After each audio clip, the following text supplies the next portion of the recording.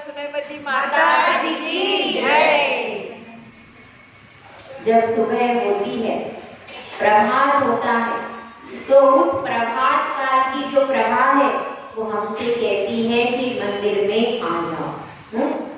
प्रभात काल में जो घंटे की आवाज होती है वह भी श्रावकों को बुलाती है कि अब आपके पुण्य करने का समय हो गया।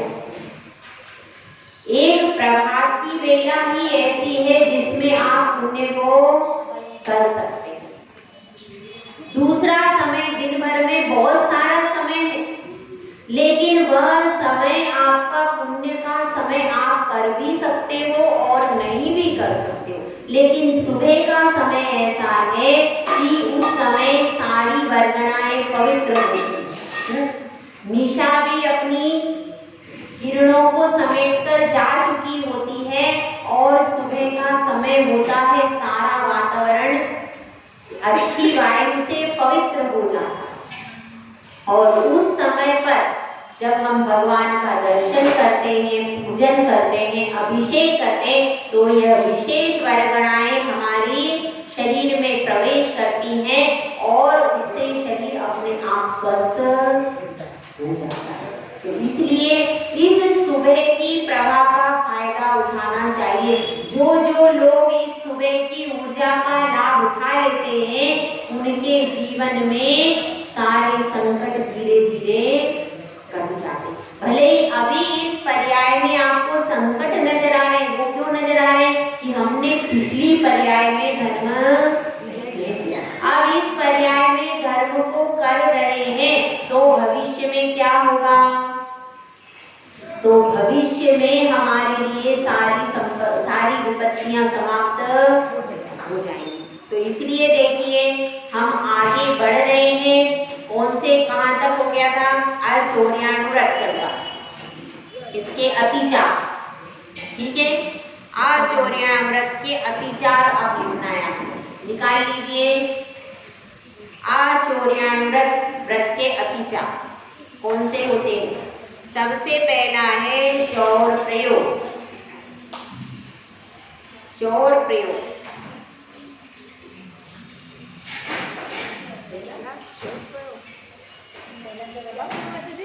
चौर प्रयोग, चौर प्रयोग, हाँ चोरी नहीं, चौर, चाह में डबल ओ की मात्रा, चौर प्रयोग, प्रयोग। चोर को स्वयं प्रेरणा देना, चोरी करने की प्रेरणा देना,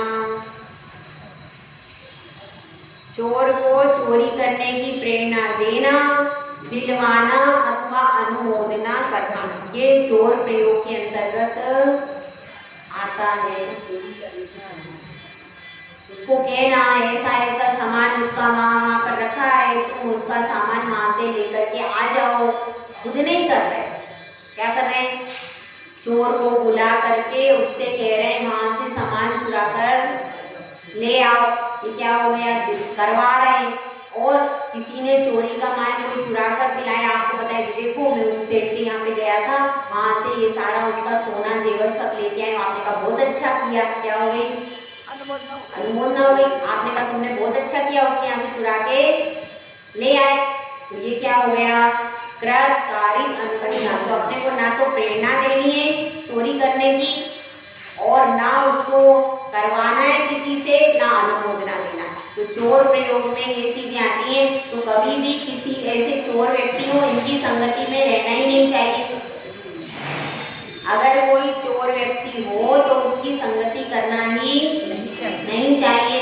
और फिर अपने संग में कोई प्रसंग आ जाए, मान लो कोई आया चोर व्यक्ति को अपने से कह रहा है, तो अपन मौन होकर के चुपचाप निकल जाओ, उसको कुछ भी जवाब नहीं देना, ये सबसे अच्छा है। उसके बाद दूसरा है अतिचार चौरार्था दान। चौरार्था दान ये सब तत्वा सूत्र में आए हैं। चौरार्था दान, चौरार्था दान, चोरी का माल खरीदना, चोर बाजार होते हैं बड़ी बड़ी सिटी में, वहाँ सस्ते में माल मिल जाता है, अपन ले लो उसको, तो आपको चोरी का माल खरीदने का दोष लग गया। तो चौराहा का मतलब क्या है? जहाँ पर बड़ी बड़ी बाजार हैं, 2 नंबर की बाजार है, वहाँ पर जाकर सामान खरीद लेना, ये इसका अतिचार हो जाएगा। तीसरा क्या है? विलोप। तीसरा है विलोप। विलोप विलोप विलोप का क्या अर्थ है? जैसे कि विलोप विलोप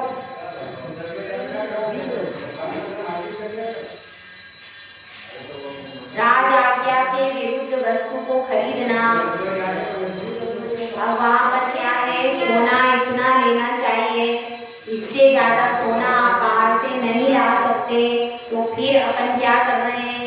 राज आज्ञा के विरुद्ध, देश की आज्ञा के विरुद्ध अपन बहुत सारा सोना लेकर के आ गए, और कोई वस्तु कहीं पर प्रतिबंधित है कि ये वस्तु यहाँ से ले जाकर वहाँ नहीं बेचना, तो अपन छुपा करके ले जा करके उधर बेच रहे हैं और ज्यादा पैसा मिल रहा है। क्योंकि कोई वस्तु कहीं पर कम है, तो अपन क्या करें? यहाँ से छुपा के सारी वस्तु वहाँ ले जाएंगे, वहाँ पर वस्तु नहीं है तो वहाँ पर ज्यादा दाम में बिक जाएगी। तो ऐसा काम करना कि तो इसको क्या कहते हैं? राज आज्ञा के विरुद्ध कार्य करना, ये विलोप है। उसके बाद है सदृश सम्मिश्र। सदृश सन्मिश्र। सदृश सन्मिश्र मतलब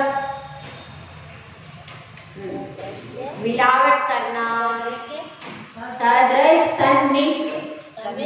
हाँ, सम्मिश्र मतलब क्या है? मिलावट करना। सदृश का मतलब है समान रूप रंग वाली वस्तु को मिला देना। समान रूप रंग वाली वस्तु को अच्छी वस्तु में मिला देना। पीली मिट्टी मिला देते हैं, किसमें मिलाते हैं? हल्दी में। अब हल्दी में क्या करते हैं? पीली मिट्टी मिला दी तो क्या होता है? उससे मूल्य उसका, पीली मिट्टी का मूल्य कम है, हल्दी का मूल्य ज्यादा है, और रंग करके भी मिला देते हैं। कोई बहुत सी वस्तुओं में रंग करके मिला देते तो वो वस्तु कैसी दिखती है? अच्छी दिखती है। तो इस तरह से एक जैसी वस्तु में क्या करना? जब 2 वस्तुएं समान है तो उन वस्तुओं में मिक्स कर देना दूसरी वस्तु को। अब जैसे शुद्ध घी है, शुद्ध घी में थोड़ा सा डालडा मिला दिया, वो पता थोड़ी चलता है, मिक्स कर देते हैं दूसरी चीज उसमें, तो समान दिखती है, एक जैसी शक्ल है उसकी, तो उसके कारण उसमें वो पपीते के बीज में क्या मिला देते हैं? काली मिर्ची में पपीते के बीज मिला देते हैं, तो पता ही नहीं चलता। पीसने में क्या हो जाता है? फिर पीसने में सब पता चलता है, लिस हो जाएगा अगर पीसेंगे तो इस तरह से कई सारी चीजें जो समान दिखती हैं उसमें वो चीज मिला देते हैं, तो उससे क्या हो जाता है? उससे वो कम मूल्य की चीज अधिक मूल्य वाली चीज में मिला देते हैं, तो वो ज्यादा बिक जाती है और अपने को मुनाफा ज्यादा हो जाता है। तो ये सब काम जिसका आचौर्यान्व्रत है वह ऐसी मिलावट नहीं कर सकता, यदि करता है तो अतिचार लगेगा। उसके बाद अंतिम 5वां हीनाधिक विनिमानम। हीनाधिक विनिमानम। हीनाधिक विनिमानम कम ज्यादा तोल कर देना। कम ज्यादा तोल कर देना।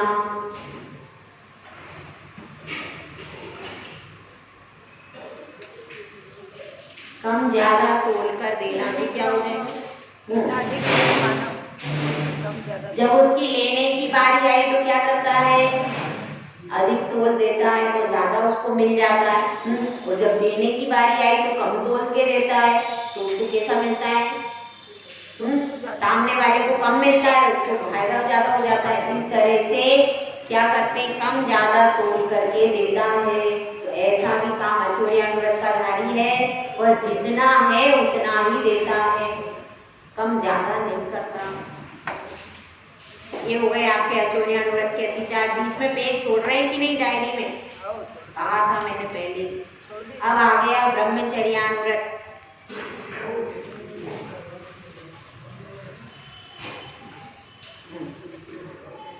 अब ब्रह्मचर्यानुव्रत में क्या होता है? इसको स्वदार संतोष व्रत भी कहते हैं।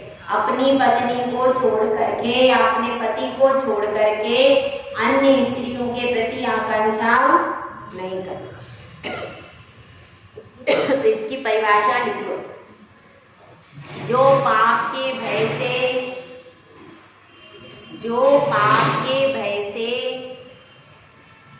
पर स्त्रियों के प्रति या पर पुरुषों के प्रति, दोनों लिख लेना। जो पाप के भय से पर स्त्रियों के प्रति अथवा पर पुरुषों के प्रति ना स्वयं गमन करता है, पर स्त्रियों के प्रति अथवा पर पुरुषों के प्रति, क्योंकि आप सब लिख रही हो, स्त्रियां लिख रही हो, आपका क्या होगा? पर पुरुष का। पर स्त्रियों के प्रति ना स्वयं गमन करता है, ना दूसरों को गमन कराता है,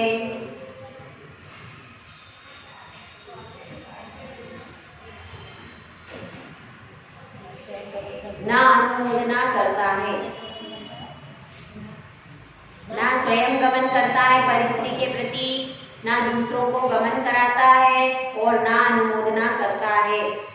वह परिस्त्री त्याग अथवा स्वदार संतोष नाम का अनुव्रत है। वह परिस्त्री त्याग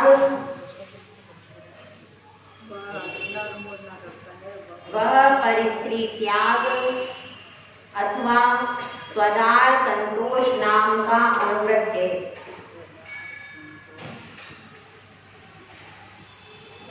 समझ में आ गया? ठीक है। अब इसकी 5 भावनाएं लिखो। 5 भावनाएं, ब्रह्मचर्यानुव्रत की 5 भावनाएं।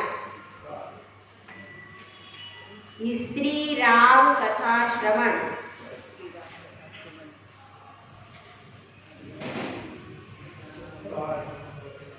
स्त्री राग कथा श्रवण। पहला क्या है? स्त्री राग कथा श्रवण। इसका अर्थ क्या है?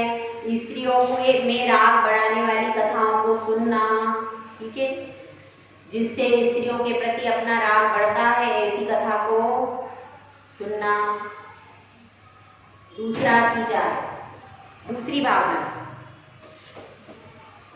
तो इस तरह की भावना नहीं, ये भावना नहीं भावना मतलब स्त्री राग की कथा की भावना नहीं करना। उसके बाद है तन मनोहरांग निरीक्षण।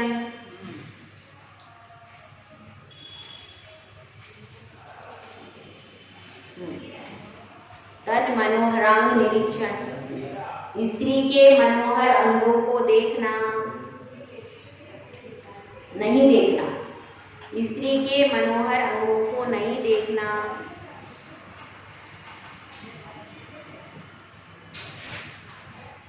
पूर्वरतानुस्मरण। तीसरा कौन सा है? पूर्वरतानुस्मरण।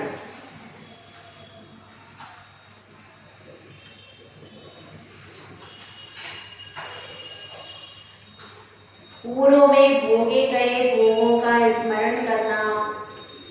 पूर्व में भोगे गए भोगों का स्मरण करना। तो किसी ने पूर्व में वर्तमान में ब्रह्मचर्य व्रत ले लिया है, लेकिन उसने पूर्व में कोई भोग भोगे हैं, तो उनको बार बार स्मरण नहीं करना चाहिए। ये भाव। उसके बाद कौन सा हो गया? कितनी हो गई भावनाएं? 3 हो गई ना? 3 हो गई। और उसके बाद है ब्रश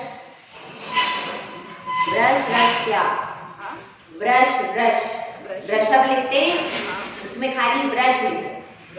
ब्रशअप लिखते हैं ना, उसमें खाली ब्रश लिखते। ब्रश रस त्याग। ब्रश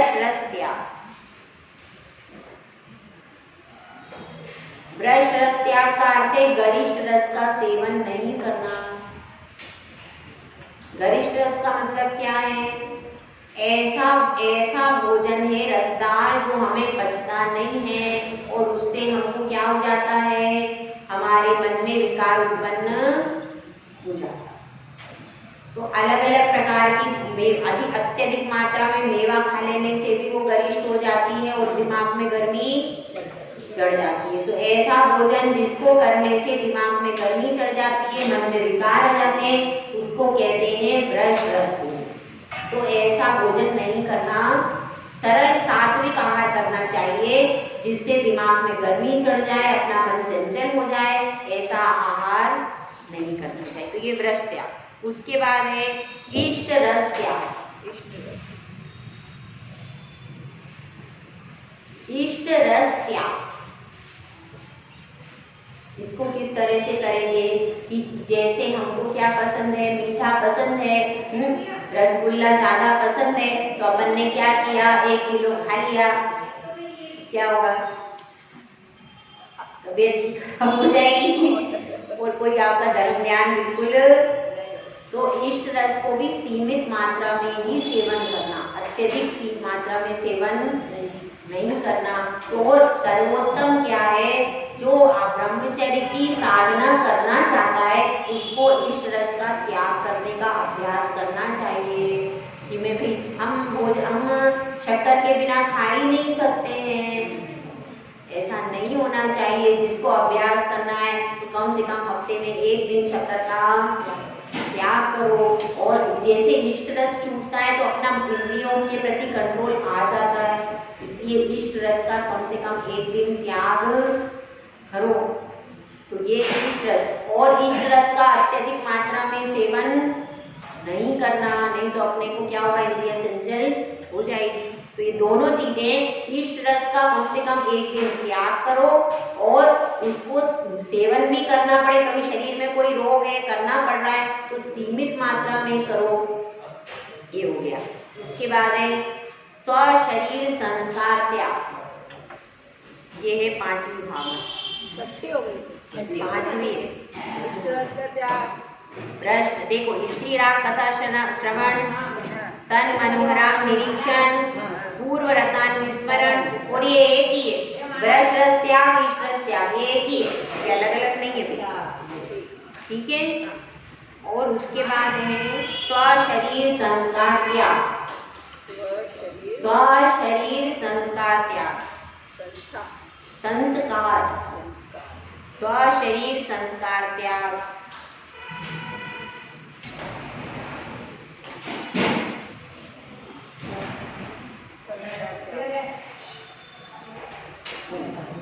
ठीक है। स्वशरीर संस्कार में क्या आएगा, तरह तरह से भड़कीला मेकअप करना, जिसको देख करके किसी के मन में विकार उत्पन्न हो जाए, इस तरह का मेकअप आदि नहीं करना। ब्यूटी पार्लर में जाकर सजना संवरना नहीं चाहिए। ब्यूटी पार्लर आदि में जाकर के जो हम भड़कीला मेकअप करते हैं तो इसका जो नियम लेगा वो ब्यूटी पार्लर में जाकर के मेकअप आदि नहीं करेगा। तो ये क्या है, ये इसके अतिचार हो जाएंगे। स्वशरीर संस्कार, आप सामान्य रूप से संस्कार में तेल आदि लगा सकते हो, यदि कट जाए, छिल जाए तो अपन क्या कर सकते हैं, तो उस पर आप उपचार कर सकते हो। उपचार की मना नहीं, यदि यहाँ पर बताइए, यहाँ पर कोई फुंसी हो गई या कट लग गया, क्या करेंगे, माता जी भी हैं, महाराज जी भी हैं, मान लो चेहरे पर उनके कुछ कट लग गया, खून बह रहा है, क्या करेंगे, तो दवा लगा सकते हैं कि नहीं, क्यों, संस्कार हो जाएगा, नहीं। दवा के रूप में अगर आपने कोई क्रीम या ट्यूब लगा ली तो दोष नहीं है, लेकिन अगर श्रृंगार की तरह से कोई विशेष क्रीम लगाइए, श्रृंगार की अपेक्षा से नहीं लगाना। अगर कट जाएगा, छिल जाएगा तो आप औषधि लगा सकते हो, लेप लगा सकते हो, उसकी गोली भी खा सकते हैं आयुर्वेदिक, उसमें कोई दोष नहीं है। लेकिन अगर अपन ब्यूटी पार्लर से सज के आ रहे हैं, वो है संस्कार। तेल लगाना संस्कार में नहीं आता। तेल में भी ऐसा तेल नहीं लगाना जो बहुत ज्यादा सुगंधित तेल हो, बहुत ज्यादा सुगंधित तेल नहीं लगाना। सिंपल तेल जैसे नारियल का तेल है, जिसमें से खुशबू नहीं आती है, नारियल का तेल है, सरसों का तेल है, सामान्य तेल जो कच्ची घानी से निकाला हुआ है उसका साधु भी प्रयोग कर लेते हैं। और ब्रह्मचर्य व्रत आपने लिया है, अणुव्रत भी है, तो भी कोशिश ये करना कि अत्यधिक खुशबूदार तेल, जिसको लगाने के बाद लोग देखने लगते हैं कहाँ से खुशबू आई। ऐसे तेल नहीं लगाना चाहिए। ऐसे तेल न लगाने की अपेक्षा जो सिंपल तेल है, आपको जो खुश्की है उसको मिटाने के लिए क्या करना चाहिए? सिंपल तेल, अत्यधिक खुशबूदार तेल, अत्यधिक खुशबूदार क्रीम, ये सब लगाना नहीं चाहिए और आयुर्वेदिक प्रोडक्ट ही इस्तेमाल करना चाहिए। जो ऐसे प्रोडक्ट हैं, जो दूसरे प्रोडक्ट हैं बाजार के हैं, विदेशी हैं, उनमें क्या डला है कुछ पता, तो उनका प्रयोग नहीं करना चाहिए। क्योंकि आयुर्वेदिक में तो क्या करते हैं, सब जड़ी बूटियों आदि से बनाते हैं, लेकिन उसमें कोई पता नहीं चलता है किस पशु का क्या डाल दिया, किस पशु से क्या कर दिया।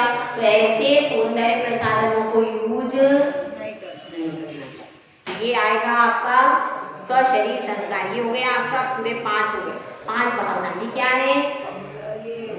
व्रतों की 5 भावनाएं, व्रत पालन की। अब इसके बाद आएंगे ब्रह्मचर्यानुव्रत के 5 अतिचार। पहला है अन्य विवाहकरण। अन्य विवाहकरण,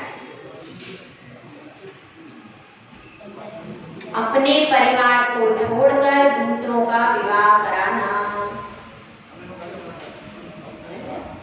अन्य विवाहकरण, अन्य विवाहकरण, अपने परिवार को छोड़कर दूसरों का विवाह करवाना। जो आपके परिवार के सदस्य हैं, जिनका दायित्व आपके ऊपर है, जो आपके बच्चे अब हो सकता है किसी ने व्रत नियम ले लिया और उसके बच्चे छोटे, तो अब बच्चे छोटे तो क्या करेगा, उनका विवाह तो करवाएगा, बच्चों का विवाह करवा देगा, उसमें दोष नहीं, लेकिन उनको छोड़ करके पूरे समाज के करवाएगा तो दोष। आपका दायित्व सिर्फ इतना है कि आप अपने बच्चों का करवाओ। अपने बच्चों को छोड़ करके समाज के दूसरे लोगों का सबका मैरिज ब्यूरो खोल लो, तो क्या है, वो अन्य विवाहकरण है। तो ऐसा काम ब्रह्मचर्यानुव्रत का धारी कभी भी किसी के विवाह के चक्कर में नहीं पड़ेगा, ठीक है। और उसमें नुकसान और हो जाता है, किसी की गलत बहू आ गई तो तुम्हारे सर पे और करवाने में बहुत दिक्कत आती है, सही है कि नहीं? अगर किसी ने आपने करवा दिया, आपको इतनी जानकारी नहीं थी और आपने करवा दिया, अब उनका संबंध विच्छेद हो गया तो तुम्हारे सर पे गिरेंगे कि आपने सही नहीं करवाया, जिंदगी भर के लिए हो जाएगा।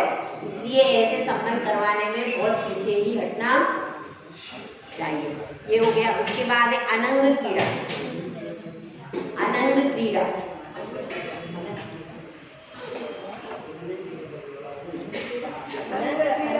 अनंग क्रीड़ा, नियत अंगों को छोड़कर अन्य अंगों से क्रीड़ा करना। जो क्रिया के लिए इसकी जो क्रिया के लिए नियत अंग है, उन अंगों को छोड़कर अन्य अंगों के माध्यम से क्रीड़ा करना, क्या आ जाएगा, अनंग क्रीड़ा के नाम से। और फिर तीसरा है विटत्व। विटत्व का अर्थ है शरीर से कुचेष्टा करके अभद्र वचन बोलना। शरीर से कुचेष्टा करना, इशारेबाजी करना, करते हैं ऐसे लोग, इशारेबाजी करते हैं, छेड़ते हैं। कोई महिलाएं जाती हैं, उनको क्या करते हैं, उनको तरह तरह से गाने गाते हैं, तरह तरह से छेड़ते हैं। ये सब क्या है, ये सब वही क्रिया है, शरीर से कुचेष्टा करना। विटत्व, विटत्व, टमाटर का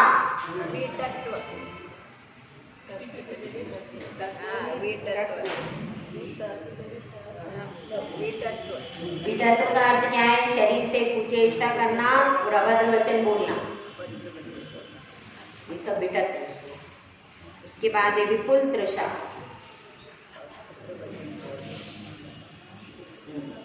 उसके बाद क्या है, विपुल तृषा।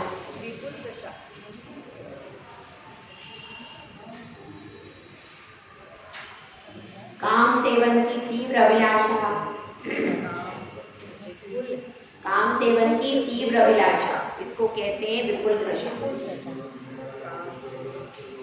तीव्र अभिलाषा मतलब नियम तो ले लिया, कर कुछ नहीं रहे, पर अंदर अंदर क्या हो रहा है, अंदर अंदर इच्छाएं बढ़ रही हैं। ऊपर ऊपर से तो त्याग कर दिया, अंदर अंदर क्या हो रहा है, इच्छाएं बढ़ रही है।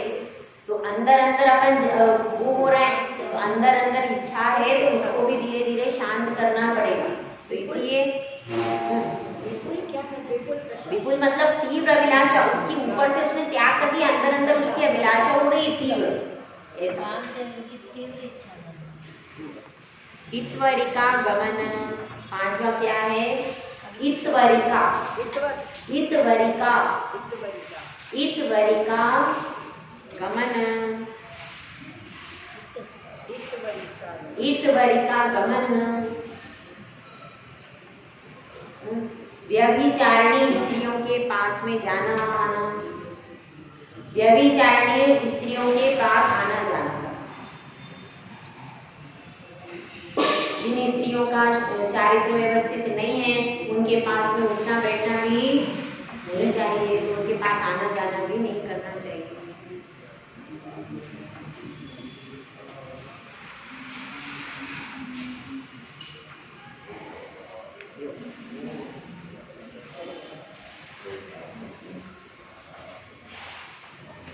थोड़ा सा लिखो और भूल जाएगा। चलो अब परिग्रह परिमाण व्रत, परिग्रह परिमाण व्रत, पांचवा व्रत कौन सा है, परिग्रह परिमाण व्रत।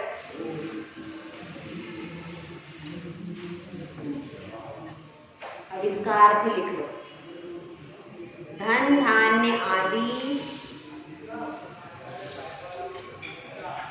धन धान्य आदि 10 प्रकार के परिग्रह का, धन धान्य लिखा है इसमें 10 प्रकार के परिग्रह आ गए, ठीक है।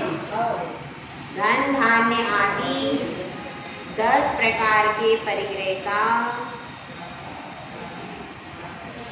प्रमाण करके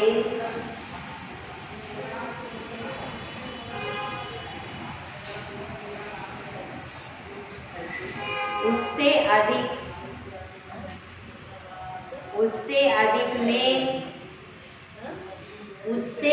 में 10 प्रकार के परिग्रह का परिमाण कर लिया, उससे अधिक में इच्छा रहित होने का भाव रखना, उससे अधिक में इच्छा रहित होने का भाव रखना कथनचित इच्छा परिमाण व्रत है, कथनचित इच्छा परिमाण व्रत है। कथनचित है, पूरा आपका परिग्रह का त्याग थोड़ी ना होगा, वो तो मुनिराज का होता है, आपका तो थोड़ा सा ही होता है। तो ये कथनचित है, थोड़ा सा इच्छा परिमाण व्रत, इसको एक नाम हो रहे परिग्रह परिमाण का क्या, इच्छा परिमाण, ठीक है। तो इसमें 10 प्रकार का जो परिग्रह है, क्षेत्र वास्तु हिरण्य सुवर्ण धन धान्य दासी दास कुप्य और भाण, इन 10 प्रकार का जो परिग्रह होता है उसका परिमाण किया जाता है, ठीक है। अब इसके देखिए, ये जो आपने परिग्रह परिमाण का बना लिया है, इसके पीछे 2 पेज छोड़ना और उसके पीछे आप जो जो परिमाण करोगे लिख लेना अपना। इसके पीछे जैसे ये आपने पेज बनाया एक, इस पे सब कुछ आ जाएगा। उसके बाद इसके पिछले पेज में आपने जो जो परिग्रह परिमाण किया है उसको रिटर्न यहाँ लिख देना, तो ये आपका हो गया अर्थ। इसके बाद क्या है, भावना, इसकी 5 भावनाएं हैं। हाँ, ये देखो एक पेज पे सामने तो आपने लिख दिया अर्थ, उसके नीचे लिखो भावना, उसके नीचे लिखो अतिचा, और पीछे लिखो आप प्रमाण जो करोगे उसके पीछे, ये बता। अब 5 भावनाएं लिखो।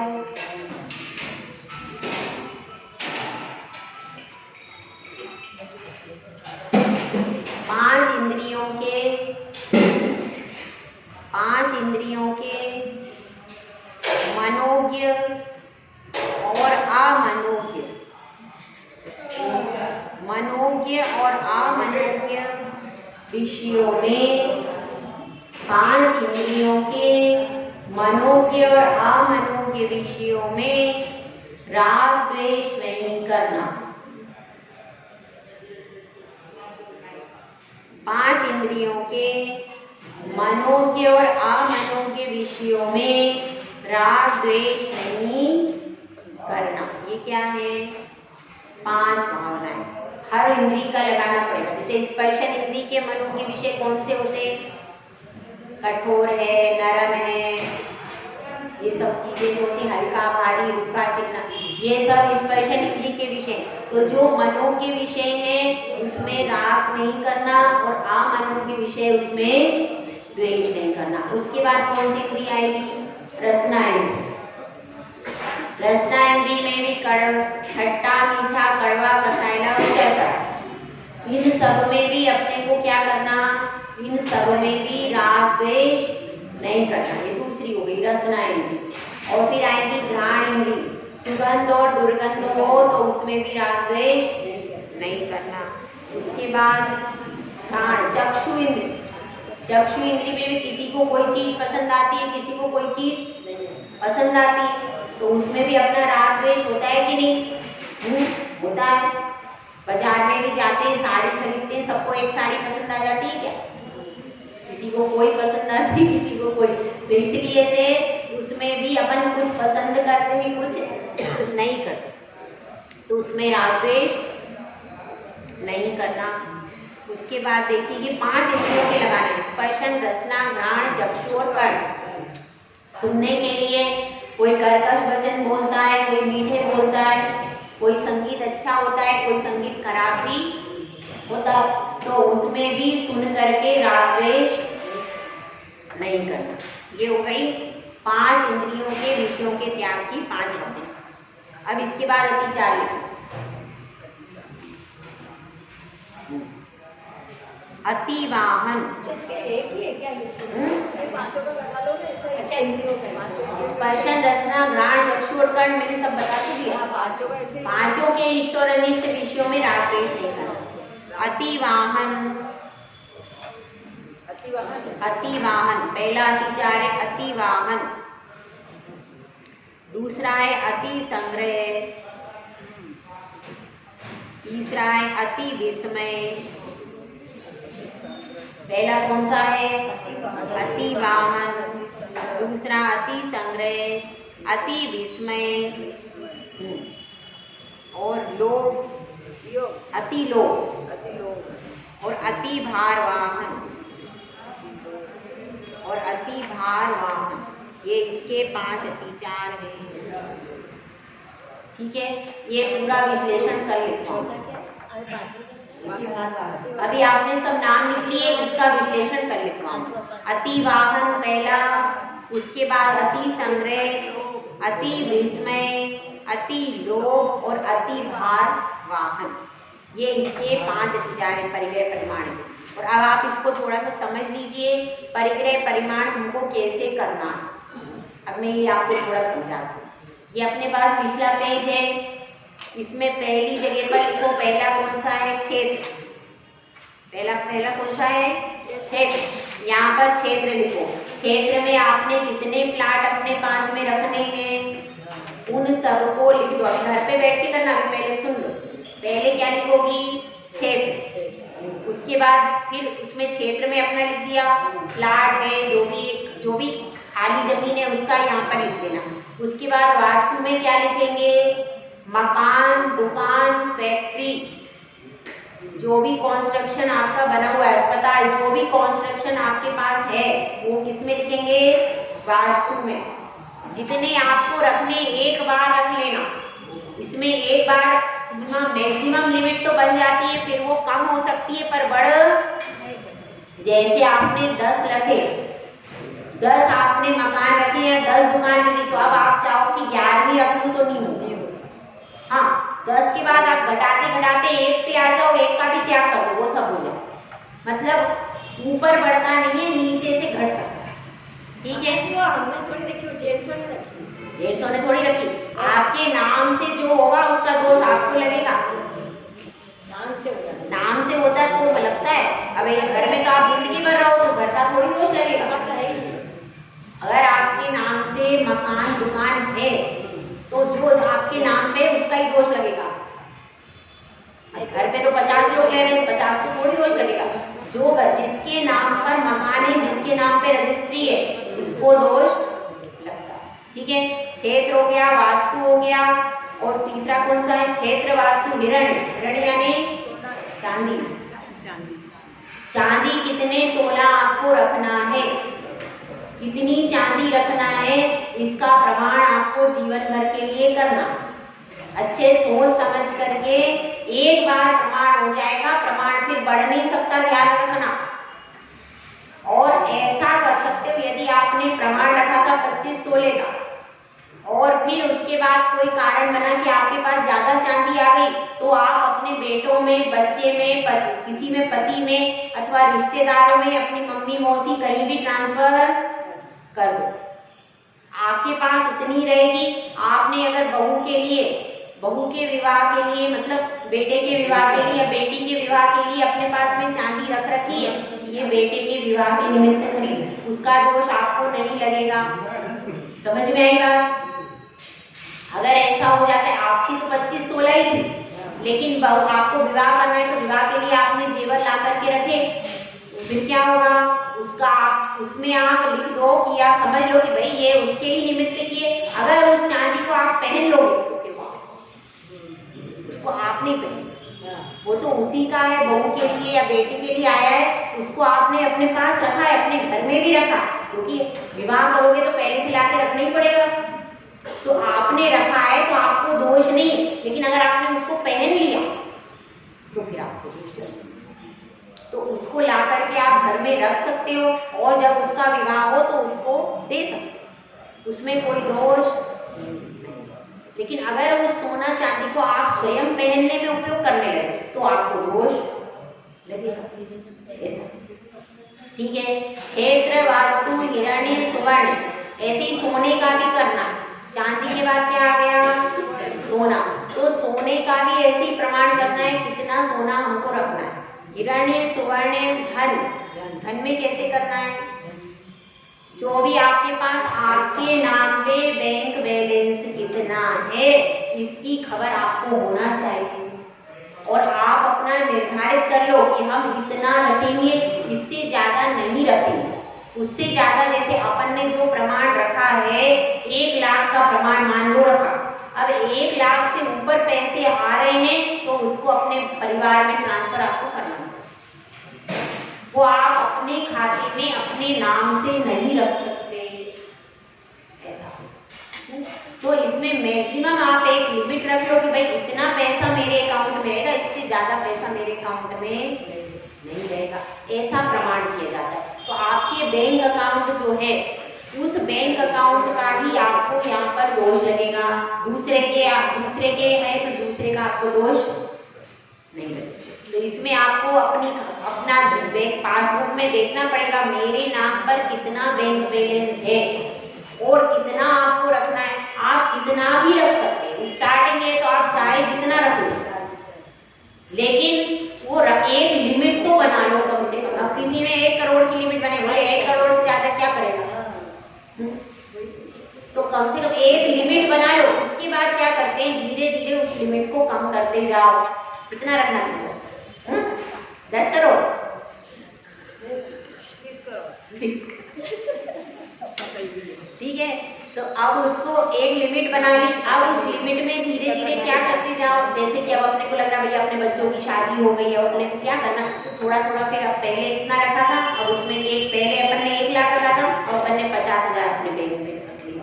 ऐसे करके जितना जितना अपने आगे आगे बढ़ते जाएंगे, फिर जैसे मान लो कोई दीक्षा लेगा तो क्या करेगा, फिर वो सारा पैसा अपने परिवार को दे देगा और दीक्षा दे देगा। ये भी तो कम से कम घर में भी रह के तुम्हारा ममत्व परिणाम तो छूटेगा, नहीं छूटेगा। तो धीरे धीरे ममत्व परिणाम छूटेगा तो बाद में आकुलता नहीं रहेगी। इसलिए इसका ऐसा क्या हो गया, क्षेत्र, वास्तु, हिरण्य, सुवर्ण, धन, धान्य, दासी और दास। घर में जो काम कर रहे हैं अथवा कोई पुरुष है तो उसकी फैक्ट्री पर जो काम कर रहे हैं, उनके नौकरों का कितने नौकर आपको रखना है रेगुलर में। शादी ब्याह की पहले ही छूट रखनी पड़ेगी आपको। शादी ब्याह में नौकर जाकर आते हैं, शादी ब्याह है, कोई विशिष्ट अनुष्ठान है, घर में कोई विशेष अनुष्ठान है, जन्मदिन है, पार्टी है, वो भी आजकल ज़्यादा ही होते हैं अनुष्ठान। आजकल घर में नहीं होते, होटल में अनुष्ठान। तो वो जो अनुष्ठान, तो उसमें तो आप जाते हैं, उसमें नौकर आपके ऊपर थोड़ी रहते। होटल के नौकर आपके ऊपर नहीं रहते, वो तो सिर्फ भोजन लेके आते हैं और आप उनको पैसे देते हो बस। जो घर में आपने जैसे बिठा करके भोजन बनवाया 4-5 नौकरों को, वो नौकर आएंगे। होटल में नौकर, तो होटल तो आप पेमेंट कर रहे हो, वस्तु खरीद रहे हो, बस नहीं है वहाँ नहीं आए, वो नहीं आएगा। लेकिन आपने घर में बुला करके 5 लोगों को बुलाया और उनको बुला करके भोजन बनवाया, ऐसा। तो इसमें आप शादी ब्याह की विशेष अवसरों की छूट पहले ही ले लेना। केवल नौकर चाकर रेगुलर जो आपके घर पे काम करते, तो कितने नौकर चाकर रेगुलर आपके घर पे काम करेंगे? 10 की, 15 की, 20 कितने रखेंगे? वो अपने को लिमिट पहले बना लेना रेगुलर के हिसाब से, और लिख देना शादी ब्याह, जन्म दिवस और विशेष अवसर में छूट। उसमें आप काउंटिंग नहीं कर सकते, चाहकर भी नहीं कर सकते, ठीक है। तो अब कितना हो गया? क्षेत्र, वास्तु, हिरण्य, सुवर्ण, धन, धान्य। धन धान्य का हो गया। धान्य का कैसा होगा? जो धान्य में कैसा करना है? साल भर का आप जो एक बार अनाज रखते हो, उससे दुगना करके रख लेना, और उसमें भी लिख देना भैया शादी ब्याह, विशेष जन्मदिन अवसर की छूट। क्योंकि आप उस समय पर भी शादी ब्याह में भी धान्य मंगाओगे कि नहीं? तो उस समय भी अपने को प्रमाण भी किसका कर रहे हैं? रेगुलर नॉर्मल कंडीशन में हमारे घर में कितने बोरे अनाज लगता है, उसको दुगना कर देना और अपना प्रमाण कर लेना। धान्य में तो सब लिखना पड़ेगा, दाल चावल, ऐसा नहीं लिखते। केवल गेहूं का होता है, वो तो मुख्य होता है, केवल गेहूं का ही हो पाता है। साल भर के गेहूं ही आप रखते हो, फिर आप चावल को आप खरीदते हो, 1 किलो मंगाया, वो तो रेगुलर चलता है, केवल गेहूं का ही हो पाता है। क्योंकि आप 1 किलो चावल मंगाओगे, जो खत्म हो जाएंगे तो फिर दूसरा मंगाओगे, ऐसा कुछ करते होंगे। नहीं, 5 किलो तो जो भी मंगाते, अगर साल भर का अनाज भरते हो, दोनों प्रकार की व्यवस्था है भैया, एक बार सुन लो। जो साल भर का या 6 महीने का अनाज, सुनो, अगर कोई 6 महीने का अनाज मंगा रहा है तो उसमें वो प्रमाण करें। कुछ लोग ऐसा भी करते हैं, थोड़ा सा मंगा लिया 1 महीने का, फिर वो खत्म हो गया तो दूसरा मंगा लिया। कुछ लोग ऐसा करते हैं कि 6 महीने का भर लेते हैं। तो अगर 6 महीने का भर रहे हो तो उसमें आप प्रमाण कर सकते हैं। 6 महीने का, साल भर का, अगर कर सको तो अच्छा, आपका एक आइडिया हो जाएगा कि हमारे घर में कितना यूज होता है। आपको सब अपने जितना भी आप चीजों को यूज कर रहे हो, आपके पास पूरा खाका खिंच जाएगा, मैं कितना खाते हैं, कितना पहनते हैं, कितना करते हैं। तो इसलिए उसका भी प्रमाण 1 महीने में यदि आप इतना लेते हो तो उससे दुगना कर दो, तिगुना कर दो, तो एक बार आपका प्रमाण लिखा जाएगा। फिर आप देखते रहो कि भाई इतना यूज भी हो रहा है कि नहीं सारी चीजें। तो आप 1 महीने से करते हो, 6 महीने से, जो भी करते हो, एक बार उसका हिसाब किताब अपने पास में रखो। कितना खाते हैं, कितना कमाते हैं, ये तो सब हिसाब करते हैं। कितना खाते हैं इसका कोई हिसाब नहीं करता, ठीक है। क्षेत्र, वास्तु, हिरण्य, सुवर्ण, धन, धान्य, दासी, दास, कुप्य, वस्त्र। चलो लिखो, हाँ बात नहीं करो। कुप्य एक खास चीज है, कुप्य मतलब वस्त्र, वस्त्र, वस्त्र। वस्त्र में आपकी साड़ी, कितने जोड़ी साड़ी आपको पहनना है, कितने जोड़ कपड़े पहनना है, जितने भी आपको रखना है, 100 रखना है, 500 रखना है, जितने भी रखना है, एक बार जीवन भर की काउंटिंग हो जाएगी। 500 रखो या 1000 रखो, फिर आप कहोगे कि हम इसमें 2 बढ़ा लें, तो बढ़ेगा कुछ नहीं। अगर आपने 1000 रख ली, 1000 साड़ी रख ली, तो अब जीवन भर उन 1000 साड़ी के से एक साड़ी भी ऊपर नहीं बढ़ेगी। 1000 साड़ी रख ली, उस 1000 साड़ी में आपको काम चलाना है। यदि आपकी बहन बेटी ने किसी ने साड़ियाँ दी हैं तो 2 साड़ी निकाल के भाई को दो। अपन नहीं ले ली तो पुरानी अगर नहीं ले रखनी है तो पुरानी निकाल करके या तो और आपने यूज नहीं की, मान लो आपको नहीं रखना है तो आप किसी रिश्तेदार को दे दो, किसी को भी दे दो, पर अपनी हाँ उसमें क्या कर सकते हैं, 3 सहेलियां, ठीक है, समझ में आ गया।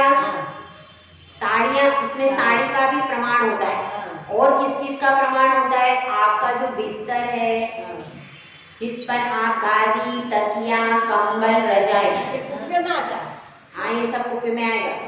यह जो बिस्तर है उस बिस्तर पर आप कितने बिस्तर पर सोओगे, रेगुलर आपका साल भर में कितना बिस्तर आपके पास है और कितना आप यूज करते हो ये भी उसमें लिखना पड़ेगा।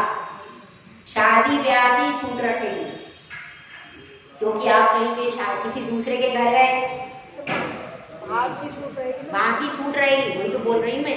अगर दूसरे किसी के घर पे गए तो वहाँ के बिस्तर की छूट, ठीक है। लेकिन अपने घर में आप कितनी रजाई, कितने कंबल, कितनी चादर, कितनी बिछाने की, ये सब क्या करना है, ये सब अपने को लिख के लाए, कल सब लिख के लाएंगे, अपना सब लिख के लाएंगे सब। और बर्तन में आपके पास यदि अपने पर्सनल बर्तन है पूजा आदि के तो वो भी इसमें लिख सकते हैं, कितने जोड़ी पूजा के बर्तन रखोगे। और घर में भी बर्तन है, घर में जो बर्तन है तो उसको भी देख लेना चाहिए। ऐसा नहीं हो कि बर्तन पड़े हुए हैं, अपन बरसों से यूज नहीं कर रहे, उनका कोई उपयोग ही नहीं है। घर में भी जो बर्तन है उनको सीमित कर लेना, जो जरूरत है उतने ही बर्तन रखना। व्यर्थ के बर्तन टूटे फूटे पड़े हुए तो उनको फेंक देना, बेकार में परिग्रह क्यों रखना। तो उसमें भी अपने को बर्तन, और सबसे अच्छा क्या है, जितने बर्तन है उनको एक बार दे दो, ये भी कर सकते हैं। जितने बर्तन उपयोग में आ रहे हैं उनको एक बार काउंट कर लो, कम से कम पता तो चले आप कितने बर्तनों में खाते। काउंट करना चाहिए एक बार पूरे बर्तन अपने। काउंटिंग तो हिसाब किताब है, पूरा रखना पड़ता है। एक बार अपने घर में कितने बर्तन है और कितने उपयोग में आ रहे हैं, अगर नहीं आ रहे उपयोग में तो उनको निकाल दो, और जो उपयोग में आ रहे हैं उनको भी एक बार काउंटिंग करके अपने पास एक बार लिख लो। उसमें भले आप 50 जोड़ के लिख लो, लेकिन कम से कम आपको पता तो रहेगा हमारे घर में कितने बर्तन है, ठीक है, कितनी कटोरी, कितने गिलास, सब कुछ एक बार करना पड़ेगा। तो करो, मेहनत तो करो, बिना मेहनत के काम होगा, ठीक है। कुप्पे भांड, अब ये पूरा आपका, अगर आप सारी काउंटिंग कर दोगे तो आपको अपने घर का पूरा हिसाब किताब और अपना भी पता चलेगा कि अपन क्या कर रहे हैं। ये हो गया आपका, क्या हो गया, ये परिग्रह परिमाण। अब कल ये सब लिख के लाएंगे, कल ये सब अपना अभी तो गिलेंगे घर में जाके, कपड़े बर्तन सब गिलेंगे, अकेली है ना, अकेली सब सामान हमारी बहू गिन ले, हमारी बहू गिन ले। बस